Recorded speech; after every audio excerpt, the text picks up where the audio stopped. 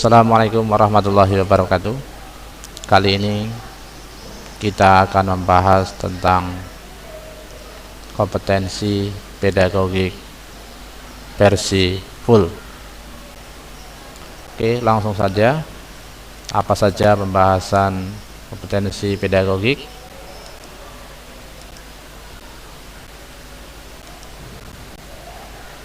Oke, pada intinya pembahasan pedagogik ada 6. Yang pertama, pembelajaran abad berjalan, abad 21.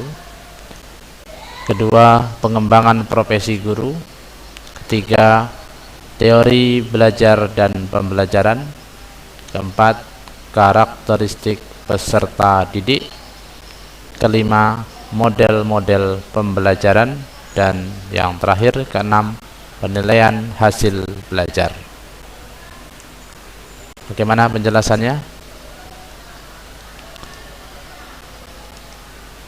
Jadi buat para Bapak Ibu yang mau mempelajari tentang kompetensi pedagogik, silahkan dicari referensinya yang mendukung 6 materi tersebut, baik secara elektronik, buku, atau yang lainnya.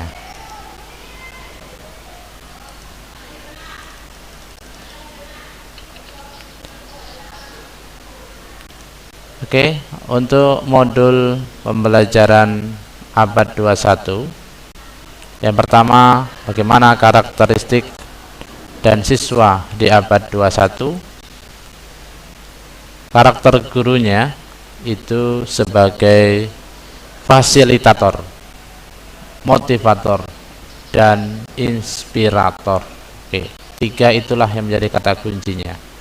Kemudian mentransformasi diri ya.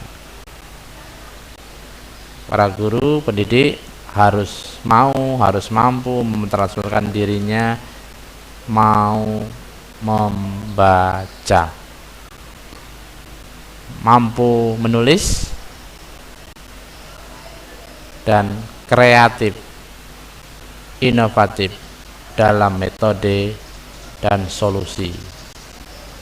Terakhir, mentransformasi kultur, menyesuaikan dengan keadaan di mana ditugaskan. Ingat 5 karakteristik guru abad 21: bertindak sebagai fasilitator, motivator, dan inspirator, meningkatkan minat baca, mau menulis, kreatif, inovatif sebagai metode dan solusinya, dan menyesuaikan dengan kondisi tempat kerja. Selanjutnya, bagaimana karakteristik siswanya? Karakteristik siswanya, yang pertama, keterampilan belajar dan inovasi, keahlian literasi digital, dan kecakapan hidup dan karir. Oke, inti dari peran teknologi dan media pembelajaran di abad 21 itu diambil dari Smaldino dan kawan-kawan yang menyatakan interactive instruction, personal response system, mobile assessment tool, Weinstein, dan community of practice. 4 itulah yang menjadi peran teknologi dan media di abad saat ini. Selanjutnya, pembahasan tentang abad 21, merancang dan menilai pembelajaran abad 21. Dalam merancang, yang harus dirancang, pertama, tujuan pembelajaran, inti materi pelajaran, evaluasi pembelajaran, menggunakan komputer dan media online. Selanjutnya, menilai bagaimana menilai pembelajaran di abad 21. Intinya, penilaian harus otentik. Penilaian portofolio, penilaian tradisional. Kita masukin tentang bab 2, pembahasan modul yang kedua, yaitu pengembangan profesi guru. Bahasan yang pertama yakni kompetensi guru. Dalam kompetensi guru, tentang guru dan dosen,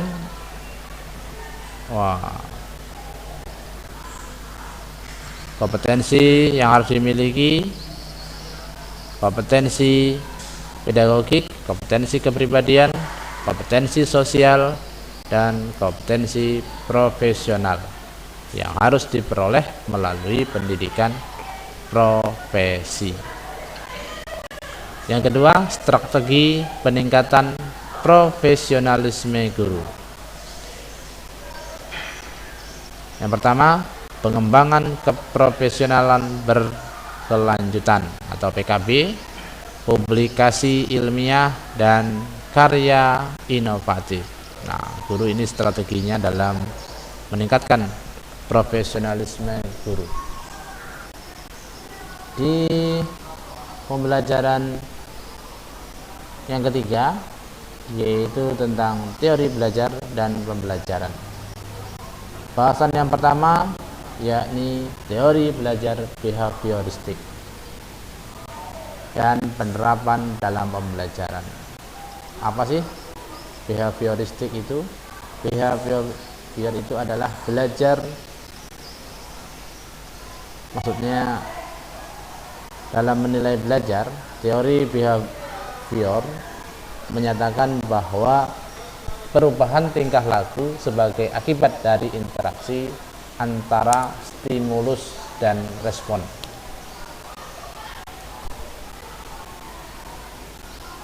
Nah, penerapannya menurut Thorndike, yang pertama, membentuk kebiasaan siswa. Berhati-hati jangan sampai membuat kebiasaan sementara. Nah, ini yang penting. Yang ketiga, satu kebiasaan yang diulang-ulang itu cukup daripada banyak sehingga membingungkan peserta didiknya. Keempat, bentuklah kebiasaan yang sesuai dengan kegunaannya. Berikutnya, teori belajar kognitif dan penerapannya dalam pembelajaran. Apa teori belajar kognitif itu? Teori belajar kognitif itu adalah proses belajar akan terjadi jika mengikuti tahap asimilasi, akomodasi, dan ekuilibrasi atau penyeimbang. Bagaimana penerapannya? Penerapannya yang pertama, perkembangan kognitif melalui tahap tertentu. Yang kedua, usia pra dan awal sekolah dengan benda konkret. Ketiga, melibatkan siswa menjadi aktif. Keempat, mengaitkan pengalaman dengan struktur siswa. Kelima, pola sederhana menjadi pola yang kompleks. Keenam, belajar memahami daripada menghafal. Jadi di pembelajaran kognitif itu siswa atau peserta didik tuntutannya dapat memahami, bukan saja menghafal. Ketujuh, perbedaan individu harus sangat diperhatikan, tidak boleh diseragamkan gitu ya. Kemudian inti dari teori belajar konstruktivistik. Bagaimana penerapan dalam pembelajaran? Teori belajar konstruktivistik memandang belajar sebagai suatu usaha pemberian makna oleh siswa kepada pengalamannya melalui asimilasi dan akomodasi. Bagaimana penerapannya? Yang pertama, membebaskan siswa dari belenggu kurikulum untuk mengungkapkan ide-idenya. Kedua, menempatkan siswa sebagai kekuatan interest. Ketiga, guru dan siswa mengkaji dengan kompleks. Keempat, guru mengakui proses belajar adalah usaha yang kompleks. Oke, terakhir dalam modul teori belajar dan pembelajaran, yaitu teori belajar humanistik dan penerapan dalam pembelajarannya bagaimana? Teori humanistik menyatakan bahwa belajar dianggap berhasil jika telah memahami lingkungan dan dirinya sendiri. Nah, itu hasil endingnya dari teori belajar memanusiakan manusia. Belajar dianggap berhasil jika telah memahami lingkungan dan dirinya sendiri. Bagaimana penerapannya? Mendorong siswa untuk berpikir induktif dan mementingkan faktor pengalaman dan siswa aktif dalam belajar. Oke, selanjutnya kita masuki modul atau pembahasan karakter peserta didik. Dalam karakter peserta didik yang dibahas secara umumnya ada berikut ini.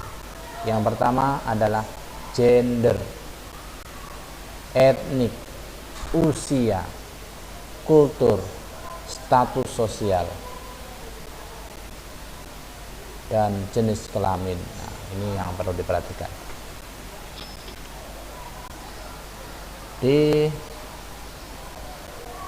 pembahasan selanjutnya yakni tentang kemampuan awal peserta didik.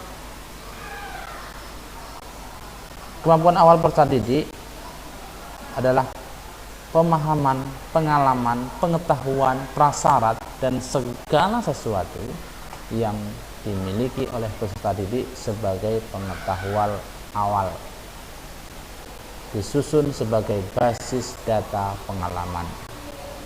Untuk apa? Gunanya untuk pertama, memberikan dosis. Yang kedua, mengambil langkah yang diperlukan. Dan yang terakhir, mengukur apakah peserta didik memiliki prasyarat yang dibutuhkan dalam mengikuti pendidikan atau materi yang akan kita bahas.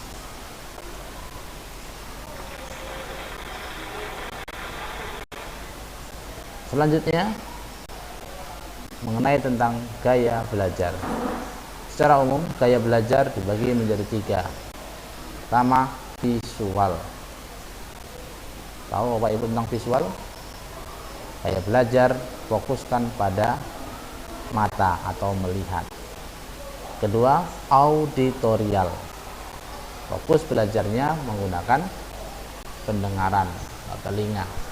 Yang ketiga, gaya belajar kinestetik, yaitu gaya belajar yang fokuskan pada gerak. Oke, buat Bapak Ibu yang belum subscribe, mohon kesediaannya untuk subscribe terlebih dahulu agar channel ini selalu berkembang, membagikan suksesan untuk kita semua. Terima kasih.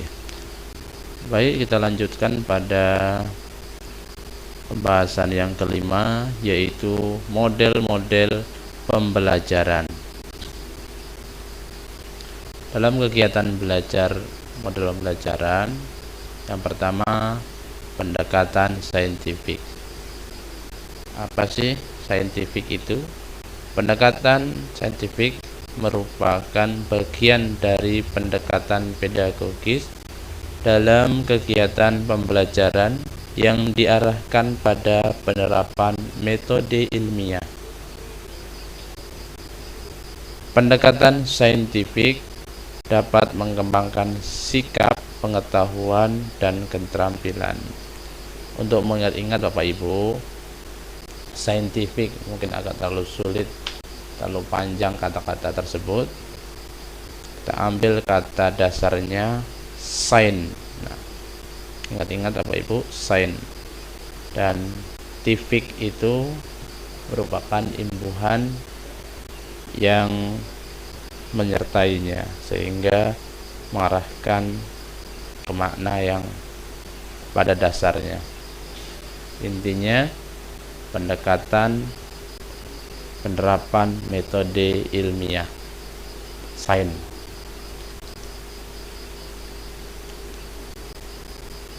Ada 5 hal yang perlu diperhatikan dalam scientific. Pertama, mengamati, menanya, mengumpulkan data, mengasosiasi, dan mengomunikasikan. 5 ini harus ada dalam pembelajaran saintifik. Itu baru disebut pendekatan yang sempurna dalam belajar. Harus ada kelima tersebut, baru dapat dikatakan saintifik. Oke, kita lanjut.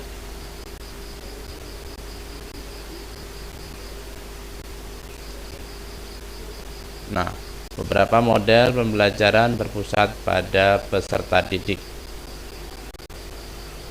Model pembelajaran memiliki 5 unsur dasar sebagaimana yang dikemukakan oleh Joyce dan Weil dan Winata Putra. Dalamnya terdapat sintagmatik, sistem sosial, prinsip reaksi, sistem pendukung, dan dampak instruksional.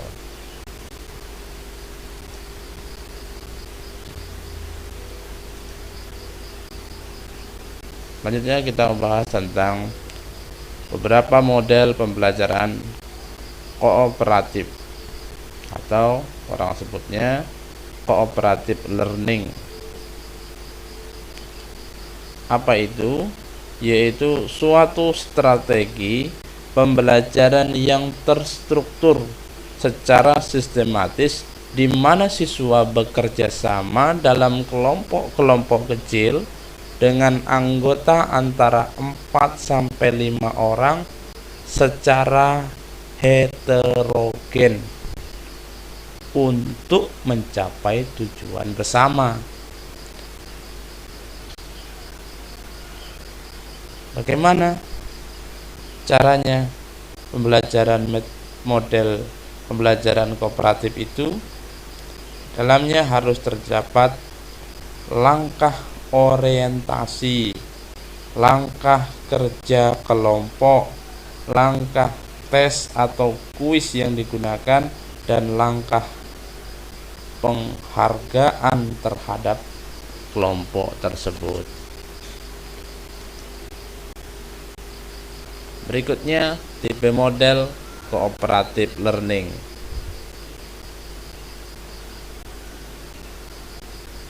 Yang termasuk cooperative learning itu ada student team assessment division, jigsaw, dan group investigation.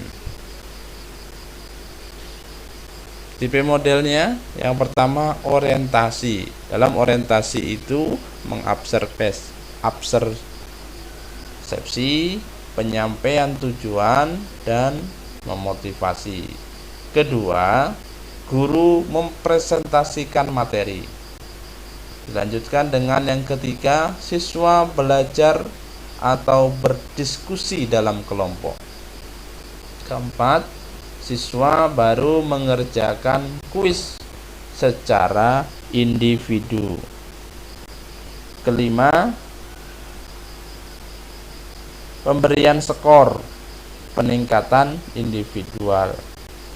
Yang keenam, penghargaan terhadap kelompok, dan ketujuhnya penutup. Dalam penutup itu disampaikan review pembelajaran dan tindak lanjutnya.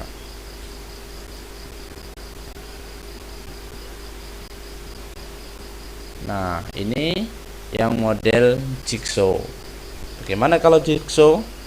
Jigsaw langkahnya pemberian materi yang sudah dipecah berikut lembar kerja ahli kepada kelompok asal. Yang kedua, diskusi kelompok ahli yang terdiri dari gabungan antara anggota kelompok asli dengan materi yang sama untuk mendalami materi tersebut. Yang ketiga, diskusi kelompok asli, di mana setiap anggota menjelaskan materi masing-masing kepada anggota lain dalam kelompoknya. Yang keempat, mengerjakan kuis dengan bahan semua materi yang dipelajari. Dan terakhir, pemberian penghargaan kepada kelompok. Yang berikutnya, tipe model cooperative learning. Yang ketiga, group investigasi. Bagaimana langkahnya? Yang pertama, siswa dihadapkan pada situasi yang problematis. Yang kedua, siswa melakukan eksplorasi sebagai respon terhadap situasi yang problematis itu. Yang ketiga, siswa merumuskan tugas-tugas belajar dan mengorganisasikannya untuk membangun proses pendidikan. Keempat, siswa melakukan kegiatan belajar secara individual dan kelompok. Dan yang kelima, siswa menganalisis kemajuan dan proses yang dilakukan dalam proses penelitian secara berkelompok. Dan terakhir, melakukan proses pengulangan kegiatan. Itu langkah-langkah dari group investigation. Oke, kita lanjut pada model pembelajaran project based cooperative learning, yaitu penerapan project dengan melibatkan siswa menyelidiki masalah dunia nyata melalui kelompok kooperatif. Tahapannya, yang pertama, menentukan pertanyaan yang mendasar. Yang kedua, mendesain perencanaan proyek. Ketiga, menyusun jadwal. Yang keempat, memonitor peserta didik dan kemajuan proyek. Kelima, menguji hasil. Dan yang keenam, baru mengevaluasi pengalaman pembelajaran yang telah dilakukan dari 1, 2, 3, 4, 5. Berikutnya mengenai model pembelajaran berbasis masalah atau problem based learning, PBL, merupakan model pembelajaran yang memberikan berbagai situasi permasalahan kepada siswa dan dapat berfungsi sebagai batu loncatan dalam penyelidikan. Tahapannya, yang pertama, orientasikan siswa pada masalah aktual dan otentik. Baru selanjutnya yang kedua, organisasikan siswa untuk belajar. Ketiga, bimbing untuk melakukan penyelidikan individu maupun secara berkelompok. Yang keempat, kembangkan dan menyajikan hasil karya dari penyelidikan yang dilakukan. Baru yang terakhir, menganalisis dan mengevaluasi proses pemecahan masalah. Selanjutnya kita berbicara mengenai model pembelajaran simulasi role playing, yaitu penyajian yang nyata pada model simulasi melibatkan siswa secara aktif dalam berinteraksi dengan situasi yang ada di lingkungannya. Tahapan yang pertama yaitu melakukan orientasi. Yang kedua, berlatih untuk berpartisipasi. Yang ketiga, melakukan atau melaksanakan simulasi. Baru yang terakhir, melakukan wawancara pada partisipan. Selanjutnya kita bahas mengenai media pembelajaran. Semua proses belajar selalu diawali dengan persepsi. Setelah peserta didik menerima suatu stimulus pada pola stimuli dari lingkungan pembelajarannya. Karenanya, persepsi dianggap sebagai tingkat awal struktur kognitif seseorang. Baru selanjutnya, keberhasilan komunikasi pembelajaran ditentukan oleh unsur-unsur yang ada dalam komunikasi tersebut, baik komunikator, orang yang memberikan informasi, pesannya, media yang digunakan, komunikan, orang yang menerima, dan efek yang diberikan atau tujuannya. Yang ketiga, 3 ciri utama media pembelajaran. Nah, ini yang paling penting dalam pembahasan ini, 3 ciri utama media pembelajaran. Yang pertama, fiksatif. Yang kedua, manipulatif. Dan yang ketiga, distributif.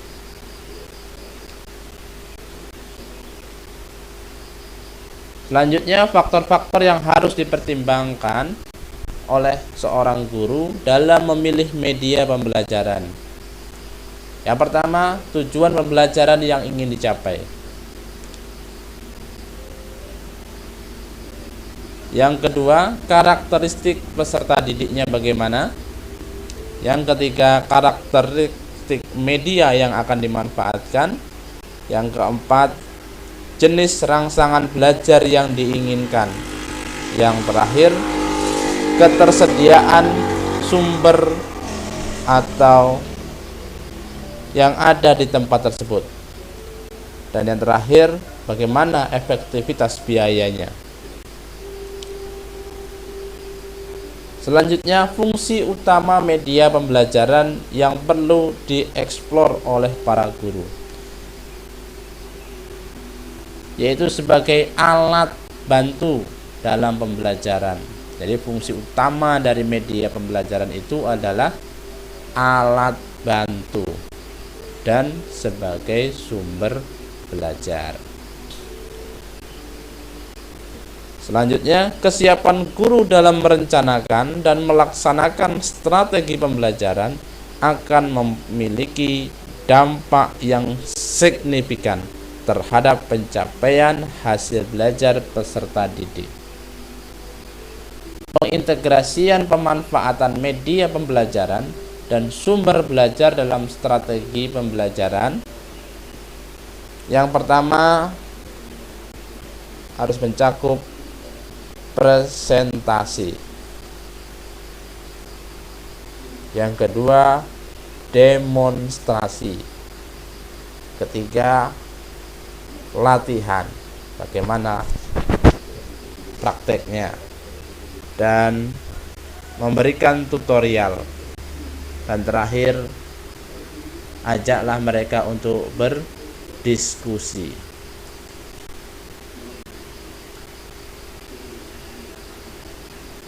Selanjutnya kita bahas mengenai pengembangan bahan ajar. Hal-hal yang perlu diperhatikan ketika mengembangkan bahan ajar adalah bahan ajar itu merupakan bahan-bahan atau materi pembelajaran yang disusun secara sistematis dan digunakan guru maupun siswa dalam proses pembelajaran yang jenisnya bisa tercetak maupun digital. Karakteristik bahan ajar yang baik itu adalah self-interaction, self-explanatory, self-plus learning, self-contained, individual learning material, fleksibel, dan mobile learning material. Dan juga bisa mencakup komunikatif, interaktif, adaptif, usernya friendly. Bahan ajar cetak adalah bahan ajar yang berbentuk tercetak. Contohnya modul, handout, LKS, dan lainnya. Kalau bahan ajar non cetak disebut juga bahan elektronik berbasis waktu, misalnya audio, animasi, film, video. Nah, itu yang berbasis digital. Proses pengembangan bahan ajar secara umum dapat menempuh tahap-tahapan berikut. Yang pertama, mengidentifikasi tujuan pembelajaran. Yang kedua, menjabarkan dan menformalisasikan garis besar materi. Yang ketiga, menulis materi lengkap. Dan yang terakhir, menentukan format dan tata letak layoutnya.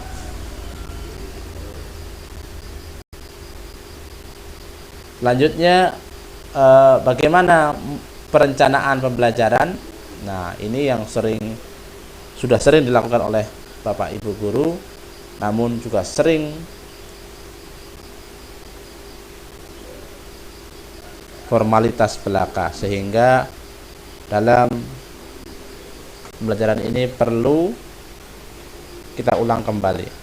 Langkah-langkah dalam menyusun RPP adalah: yang pertama, menyiapkan bahan, yakni silabus, buku-buku, materi pembelajaran, sintak atau langkah dari model pembelajaran yang mau dipilih. Kemudian diinventariskan sumber belajar lain yang memungkinkan yang bisa digunakan.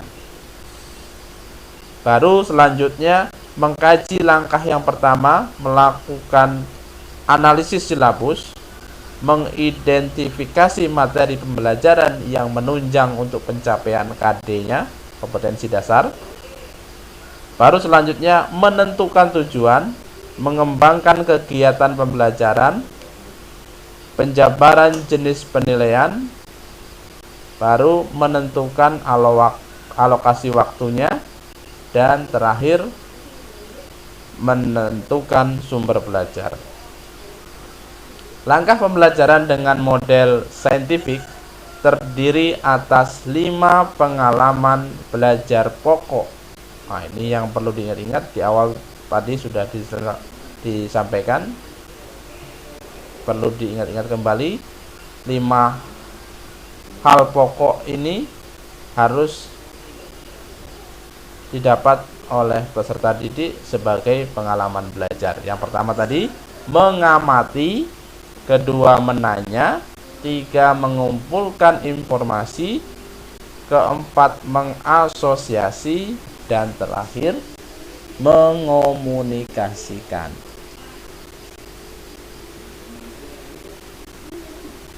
Selanjutnya, KD-KD diorganisasikan ke dalam 4 KI. KI yang pertama itu berkaitan dengan sikap diri terhadap Tuhan Yang Maha Esa. KI yang kedua berkaitan dengan karakter diri dan sikap sosial. KI yang ketiga berisi kompetensi dasar tentang pengetahuan terhadap materi ajar. Sedangkan KI yang keempat berisi kompetensi dasar tentang penyajian keterampilan. KI1 dan KI2 harus dikembangkan dan ditumbuhkan melalui proses pembelajaran setiap materi pokok yang dicantumkan dalam KI3 maupun KI4 untuk mata pelajaran. KI1 dan KI2 tidak diajarkan secara langsung, tetapi indirect teaching dalam pembelajaran kegiatan pembelajaran. Kita masuki pada pembahasan penilaian hasil belajar.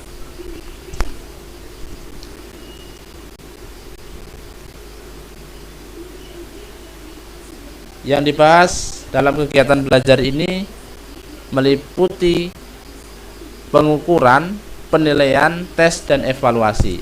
Secara garis besar, pengukuran adalah proses pemberian angka atau bentuk kuantitatif pada objek-objek atau kejadian menurut sesuatu aturan terhadap yang ditetapkan.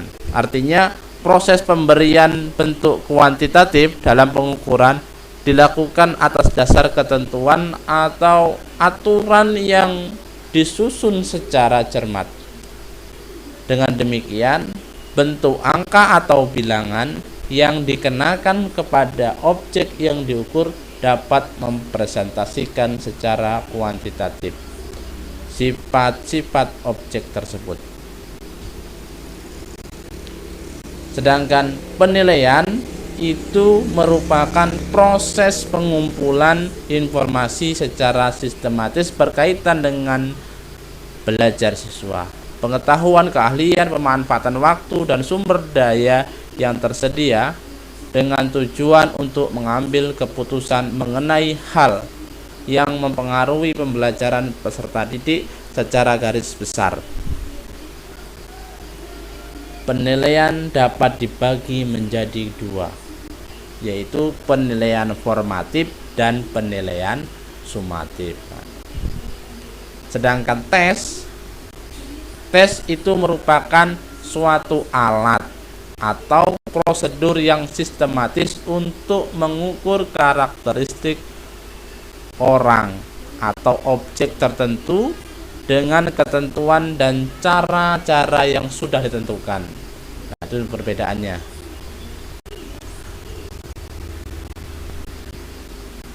Selanjutnya, apa yang disebut evaluasi?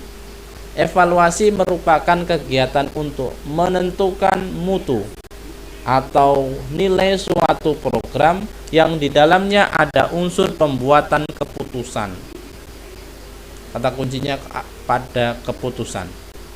Evaluasi pada dasarnya merupakan kegiatan pengumpulan data yang dilakukan secara sistematis melalui suatu pengukuran, yang selanjutnya data dianalisis dan hasil analisis data tersebut digunakan untuk menentukan berbagai alternatif keputusan atau kebijakan-kebijakan yang relevan. Selanjutnya kita bicara mengenai penilaian otentik.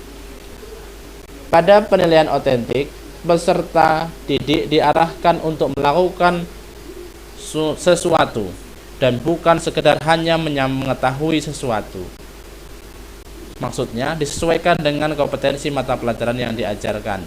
Di samping itu, pada penilaian otentik, penilaian hasil belajar peserta didik hanya difokuskan pada aspek kognitif. Tidak boleh itu. Tetapi harus juga pada aspek afektif dan psikomotorik. Dibandingkan dengan penilaian tradisional yang selama ini banyak dilakukan oleh pendidik, penilaian otentik lebih dapat menunjukkan hasil belajar yang komprehensif. Peserta didik diminta untuk menunjukkan kemampuan melakukan tugas yang lebih kompleks, yang mewakili aplikasi yang lebih bermakna dalam dunia nyata. Model penilaian yang dapat dikembangkan dalam kegiatan penilaian otentik ini antara lain penilaian kinerja, penilaian proyek, penilaian portofolio, penilaian diri, penilaian antar teman, jurnal, penilaian tertulis, eksperimen atau demonstrasi, pernyataan terbuka, pengamatan, menceritakan kembali teks yang ada, dan menulis sampel teks. Nah, itu bentuk-bentuk atau model dari penilaian otentik. Selanjutnya kita bahas tentang kegiatan belajar menulis tes hasil belajar. Penulisan tes hasil belajar hendaknya dilakukan secara sistematis sesuai kaidah penulisan teks yang baik, yaitu langkah-langkahnya. Pertama, perumusan tujuan tes. Selanjutnya, penentuan bentuk pelaksanaan tes. Baru lakukan penyusunan kisi-kisi tes. Berikutnya penulisan butir tes. Selanjutnya penelaahan butir tes, uji coba analisis, perakitan soal atau perangkat tes.